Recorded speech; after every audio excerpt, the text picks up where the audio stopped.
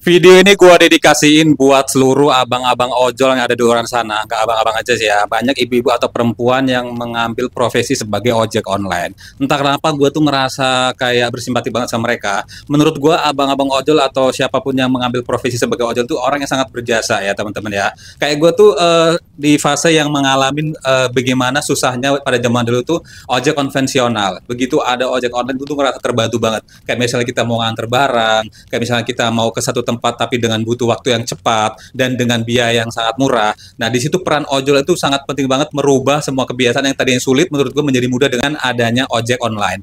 Nah, tapi kadang gue miris banget ya teman-teman ya ngelihat beberapa kejadian di video itu ada abang ojol ditipu dengan orderan palsu. Juga ada gue nggak tahu entah salahnya apa, ada abang ojol juga dikasih reviewnya jelek ya teman-teman ya. Kira-kira ada kejadian apa aja yang terkait dengan ojek online ya teman-teman? Tetap di video ini jangan lupa untuk like, comment, and subscribe. Dan buat teman-teman yang baru banget nemuin channel ini, gue minta dibantu diklik tombol subscribe-nya, diaktifin notifikasinya supaya nanti kalau misalnya gue upload video-video terbaru kalian akan dapat pemberitahuannya.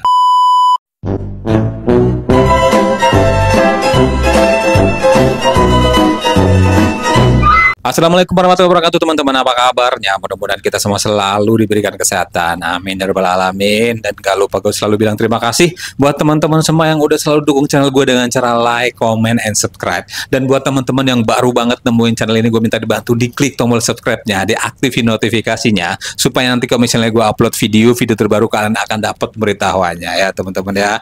Nah, ini kita mulai lihat video yang pertama. Kira-kira ada kejadian apa nih ya teman-teman yang menimpa abang ojek online nih. Nah, ini ada bapak-bapak ojek online ditanyain ya teman-teman ya. Siapakah yang pernah bikin bapak patah hati semasa hidup bapak, sepanjang hidup siapa sih yang pernah bikin bapak patah hati?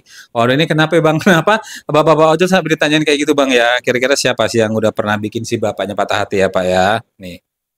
Siapa nama patah hati terbesar Bapak dalam hidup? Namanya Puspa, mantan istri saya. Lebih tahun 2015 dia meninggalkan saya karena pada saat itu saya udah ambruk di usaha dan pekerjaan. Itu yang membuat dia agak terguncang. Istri saya itu dia orang baik, orang soleh. Sayang seribu sayang di dalam perjalanan pernikahan saya. Kandas di usia pernikahan kami yang 13 tahun. Mungkin kalau saat saya masih jaya, mungkin saya masih bersama. Sungguh sangat menyakitkan, sangat pedih memang berpisah dengan keluarga itu, karena keluarga adalah aset yang paling berharga. Tapi itu tidak bisa saya pertahankan. Untuk anak-anak Bapak, Nadia, Tasya, dan Sabila, maafkan Bapak karena Bapak saat ini lagi bangkrut. Bapak sudah ikhlas kalian tinggalkan bersama ibu kalian. Tapi inilah mungkin jalan yang terbaik untuk masa depan kalian. Karena saat ini Bapak belum bisa mencukupi kebutuhan kalian. Papa minta maaf ya nak.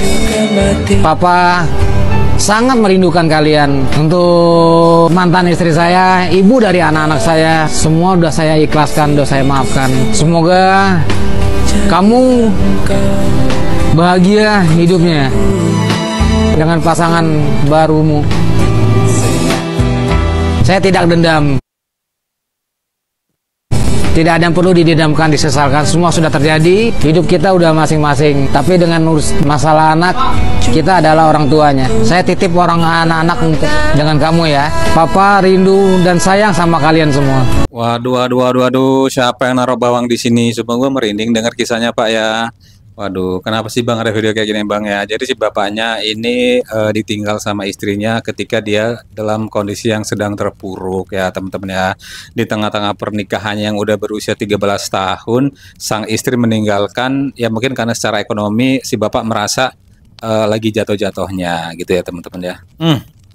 Sebuah pelajaran yang penting ya. Jadi kalau menurut gue ini ya, menurut gue kalau misalnya pasangan itu benar-benar sudah menerima kita apa adanya, apapun keadaan kita, ekonomi kita mau di atas atau di bawah, ya seharusnya sih menerima gitu kan ya. Bukan berarti ketika si pasangan kita ekonominya lagi di bawah terus meninggalkan mencari yang lebih baik secara ekonomi. Seharusnya sih bangkit dan membangun bersama-sama gitu sih ya teman-teman. Gue ngerti kalau misalnya kalian punya pendapat lain, kalian boleh ketik di kolom komentar ya teman-teman ya. Dan buat anak-anaknya sih nggak ada yang namanya bekas ayah ya. Jadi tetaplah kalian menghormati apapun kondisi ayahmu. Ya, yang jelas dia udah berusaha bekerja keras dengan jadi ojol ini ya teman-teman. Kita lihat komentarnya ada 13.000 sekian. Gua sampai nggak bisa berkata-kata nih. Gue takut salah ya mau ngomong apa. Takut asok bijak lo bang gitu kan. Ini ada. Ini inikah papanya Nadia Putri? Oh maksudnya yang mana nih? Sedih banget ya. Ya. Lebih baik melihatmu tumbuh dan mekar indah di kebun orang lain daripada melihatmu layu di kebunku sendiri. Prinsip sih Bapak. Oke ya teman-teman ya. Ini ayahnya Putri sih lebih tepatnya. Oke, sering diajak keliling Bandung, Jakarta waktu masih jayanya si Om Aan yang bilang di atas. Ya. Oke, keluarga adalah aset yang paling berharga. Bapak Gojek, Bapak Nadia Putri, nggak tahu nama bapaknya. Apa sih ini teman-teman ya? Harta adalah aset. Harta. Keluarga adalah aset ya teman-teman. Jadi kalau misalnya udah kehilangan keluarga, berarti artinya kehilangan aset dong ya Pak ya. Ya mudah-mudahan bapaknya bisa bangkit kembali, bisa membangun aset-aset yang lain dan ekonominya kembali pulih dan bisa berkumpul lagi. Tapi kira-kira kalau misalnya bapaknya ekonominya udah membaik, mau berkumpul lagi nggak nih sama istrinya nih kira-kira ya teman ya? Ketik di kolom komentar. Kita cek video selanjutnya. Ditunggu, tolong cepat ya mas, makasih. Kalau macet ngelip aja mas. Baik, saya di lokasi kak. Oke, tunggu nggak tugas? Sudah nyuruh cepet-cepet, pas sampai lokasi disuruh nunggu. Tahan bang, sabar bang. HP-nya pecah nanti. Kesel boleh bang, kesel ya bang. Nah jadi nih, kayak gini nih penumpang-penumpang atau konsumen yang kadang-kadang suka kesel nih ya. Si abangnya disuruh kalau misalnya macet lewat gang bang, nyelip-nyelip bang ya. Pas si abangnya udah di lokasi masih disuruh tunggu katanya. Apa pendapat kalian ya teman-teman? Soalnya ini yang berpendapat cuma 2 orang, boleh kita bacain ya? Boleh lah ya tuh ya. Yang penting belingi lamun BCS nih. Ini bahasa Bali, sorry teman-teman ya. Ini kayaknya kejadiannya di Bali deh ya teman-teman ya. Kita lihat video yang lain lagi dah nih. Dapat penumpang goret tapi disuruh bawa keramiknya ukuran 60 kali 60 set, berat lagi.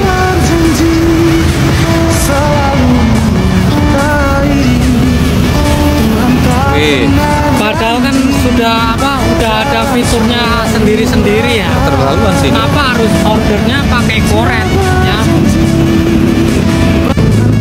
Dapat penumpang. Oke teman-teman ya. Aduh kira-kira dong bang ya kalau mesen kan udah ada fiturnya. Si abangnya bilang tadi udah ada fitur gosen, ada fitur goret ya teman-teman. Kalau misalnya dia gosen kan dilihat timbangan beratnya berapa kira-kira pakai apa nganternya. Kalau abangnya pesen Gojek, bagaimana caranya si abang Gojek mau ngebawa keramiknya kalau kagak pecah? Kalau pecah resikonya siapa? Kira-kira dong ya. Pengen ongkos murah tapi nggak menanggung resiko itu namanya bang. Mendingan cancel aja bang, nggak apa-apa bang. Kita lihat ada 99 komentarnya tuh ya. Kadang gue suka kirim makanan pakai goret, selisih harganya memang gue kasih ke tips driver daripada dimakan aplikasi. Nah, bener kan tuh. Cari harga murah siapa tahu driver mau. Ini mental kayak gini nih, SDM kayak gini. Siapa tahu. Tapi lo nyusahin, bro, ya tuh. Gokar juga kalau banyak ya cancel tuh ya tuh. Hati-hati bang, kalau pecah innalillahi nggak murah, mana ongkosnya nggak sesuai, jangan dijalankan. Nah, bener. Cancel aja bang, beresiko bang ya. Siap abangku, dijawab. Nah, nih. Harusnya pakai GoBox. Oh iya, bener. Ada fitur GoBox juga tuh ya. Nah, kayak di Cipondoh itu bang. Iya betul bang, katanya. Kita lihat lagi nih ya. Hati-hati bang, kalau bawa barang yang beresiko tinggal cancel. Kalau bawa keramik naik motor, ya bukan porsinya. Kadang-kadang nggak habis pikir nih sama orang-orang yang kagak mikirin orang lain. Cuma mikirin, siapa tahu bisa di pick up nih, siapa tahu mau nih, siapa tahu lagi butuh banget nih, siapa tahu dia lagi sepi order nih gitu. Itulah namanya manfaatin. Lo memanfaatkan kesulitan orang lain, bro. Kesel gua jadinya ini. Kita lihat video yang lain aja dah.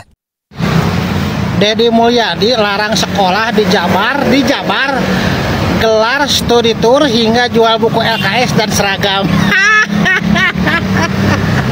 Bapak, saya ini nggak tahu ini berita benar apa enggak Pak. Tapi sebagai warga yang belum kaya di Jawa Barat, Bapak, saya sangat bahagia kalau ini seandainya program ini benar dijalankan oleh Bapak, Pak. Oh, saya Pak, anak banyak, yang sekolah banyak. Kalau udah datang ini nih studi tour ini Pak, aduh repot Pak. anak saya pas saya suruh diam di rumah alias suruh tidak ikut, terima Pak. Anak saya alhamdulillah sore-sore anak saya mah Pak. Tapi besoknya setelah pulang sekolah manyun lagi Pak. Kenapa dek manyun? Pak nggak bisa nggak ikut, harus ikut. Kalau nggak ikut nanti berpengaruh ke nilai katanya. Nanti kalau berpengaruh ke nilai berpengaruh juga ke kenaikan kelas. Mau nerima gimana anak saya Pak ditakut-takutin kayak gitu? Ya otomatis nggak mau atuh Pak, pengen ikut aja. Terus kalau udah gitu gimana? Saya harus pinjam sana sini. Anak saya nggak satu, nggak dua, tapi banyak lah yang harus berangkat kayak gini teh. Nah, dengan berita ini saya harap benar-benar terjadi Pak. Tolong Pak, kalau ini bukan berita yang benar, tolong realisasikan oleh Bapak ya Pak. Banyak oknum-oknum guru yang nakal Bapak, ya Allah. Syuh. Waduh, jadi ketahuan deh katanya. Ini kemarin juga ramai juga ada ya salah satu sekolah juga di Jawa Barat juga yang ada muridnya langsung nih Pak ya.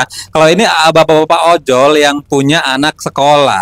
Jadi anaknya diwajibin buat ikut study tour. Kata si bapaknya, kalau emang bener kebijakan tersebut dilarang sama Pak Deddy Mulyadi, bahagia banget ini sebagai rakyat ya. Nah, kebetulan bapak ini adalah ojol profesinya. Anaknya itu di sekolahnya disaranin buat ikut study tour. Ya iya, waktu dinasehatin sama si bapaknya, anaknya nurut. Tapi pas pulang sekolah, pulang-pulang manyun lagi karena alasannya ditanya kenapa manyun dek, katanya kalau kagak ikut study tour Pak nanti berpengaruh ke nilai. Waduh, pusing lagi abang ojolnya ya, harus kebut lagi ini Pak ya, kejar setoran ya Pak ya. Ini mudah-mudahan ada solusinya Pak Deddy ya. Ini kita lihat ada komentarnya nih ya. Tuh ya, pihak sekolah akan mengadakan study tour kalau tidak ikut tour diberi tugas yang berat. Ada sekolah SMA di wilayah Cikancung emang study tour itu wajib. Tuh. Coba yang setuju ditiadakan study tour hadir. Ya, saya setuju ya. Nah, tuh hadir ya. Bener Pak, saya juga pusing. Nah, saya dari Sukabumi setuju kalau tour dan LKS harus bayar, lebih baik tidak adakan, orang tua keberatan. Ya tuh. Di sekolah anak saya akan study tour bulan Mei. Aduh, hadir mewakili warga Cianjur yang setuju. Banyak yang setuju, banyak yang menolak dengan adanya study tour nih ya tuh. Bener banget nih, makanya ada yang sekolah juga nggak terusin. Nah, gara-gara kagak ikut study tour, kagak nerusin sekolah. Bukan apa, karena mungkin tekanan mental juga, tekanan sosial juga, mungkin ada pressure dari si guru-gurunya juga yang memberikan tugas yang berlebihan, gara-gara dia kagak ikut study tour. Dengan dia dikasih tugas aja itu udah membedakan dia dengan teman-teman yang ikut study tour. Waduh, ini kayaknya kasus tenaga pendidik di Indonesia ini lagi macam-macam nih. Ada dari kepala sekolah melakukan tindakan apa gitu kan ya. Waduh, ini lagi prihatin dah sama dunia pendidikan di Indonesia. Mudah-mudahan secepatnya bisa dibereskan di kabinet ini ya. Teman-teman, kita lihat video yang lain lagi dah.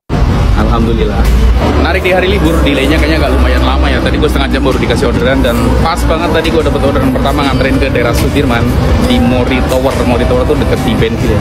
Pas banget turun, tau nggak, tadi gue dikasih tip sama customernya, kirain gue tuh uang apa gitu ya. Pas gue lihat ya ternyata gue dikasih uang ringgit. Jadi gue dikasih tip uang ringgit, ini ada 5 ringgit, 1 ringgit, dan 20 ringgit. Jadi 26 ringgit. Gue nggak tahu sih sekarang per ringgitnya berapa rupiah. Tapi ya lumayan lah, mungkin ini juga nggak bakalan gue pakai, tapi buat gue koleksi aja sih. Ini dia, Bank Negara Malaysia. Gue dikasih 26 ringgit. Alhamdulillah, buat koleksi lah. Ini kayaknya nggak bakalan gue jajanin sih. Alhamdulillah. Aduh, kali ini unik lagi ya. Abang Gojek selalu bersyukur ya, walaupun dia dapat ringgit, dia kagak bakal pakai buat dijajanin, kagak bakal dipakai buat belanja, katanya mau buat koleksi. Tuker aja Bang ya, siapa tahu nanti bisa bermanfaat. Ya kita lihat ada komentarnya 3.300 sekian ya tuh. 26 ringgit itu berapa sih ya? 78.000. Oh, 78.000 nggak nyampe 100.000 ya guys ya tuh. Ada yang bilang 100.000. Hampir 100.000 sih. Dodo nih. Alhamdulillah lumayan tuh, isi bensin mobil dapat 2 minggu pakai. Nah, mobil apa Bang? 26 kali 3.800 berapa ayo? Sekitar 75.000 kurang lebih. Gue aja punya 10 ringgit 50 ringkat ditukar cuman dapat 100.000, kirain gede, nggak taunya emot ketawa ya, lumayan. Wah, boleh tuh buat nanti jalan-jalan ke Malaysia katanya, kata netizen yang lain tuh. Boleh dong sekalian nengokin Ipin Upin. Nah, ini kalau kita bicara ringgit Malaysia ya, ternyata mata uangnya juga bisa beredar juga nih di Indonesia teman-teman ya. Tapi si abangnya kagak mau make sayangnya ya bang ya, buat koleksi aja katanya. Nah, apakah kalau di Malaysia itu ojol atau motor boleh masuk ke tol? Katanya ada nih videonya kalau di Malaysia itu kendaraan bermotor roda 2 atau ojol tuh boleh masuk di tol nih teman-teman. Kita lihat videonya dah. Apakah hanya di Malaysia motor bisa masuk ke jalan tol? Tolong bantu jawab ya. Karena semua jenis motor berapapun sasenya kalau di Malaysia bisa masuk ke jalan tol dan tidak perlu harus bayar. Kalau di Indonesia motor masuk jalan tol pasti sudah ditangkap polisi. Apakah hanya di Malaysia motor bisa masuk ke jalan tol? Nah, jadi di Malaysia itu motor bisa masuk jalan tol ya, berapapun cc-nya, dia motor bisa masuk jalan tol. Kalau di Indonesia udah kata polisi katanya, udah ditilang katanya ya teman-teman. Lihat 593 komentarnya tuh. Nggak perlu tanya di Indonesia, negara lain juga sama nggak boleh bagi logikanya begitu. Oh, iya iya. Malaysia kecil sekali gitu, maksudnya apa nih? Hanya Indonesia saja yang mundur motor bayar pajak pun tak boleh masuk tol. Tuh, motor bisa ditabrak mobil, kecepatan mobil lebih dari motor. Nah itu sih bukan masalah bayar pajak atau kagak ya kak ya. Itu karena lebih ke bahaya atau enggak, karena di tol itu kan kecepatannya tinggi. Kalaupun motor bisa masuk situ, kira-kira bisa ngimbangin nggak? Terus kira-kira bakal mengganggu pengendara kendaraan roda 4 yang dengan berkecepatan tinggi itu atau enggak? Itu sih lebih melihat faktor keamanannya kak ya. Tuh mulus banget ya aspal tolnya.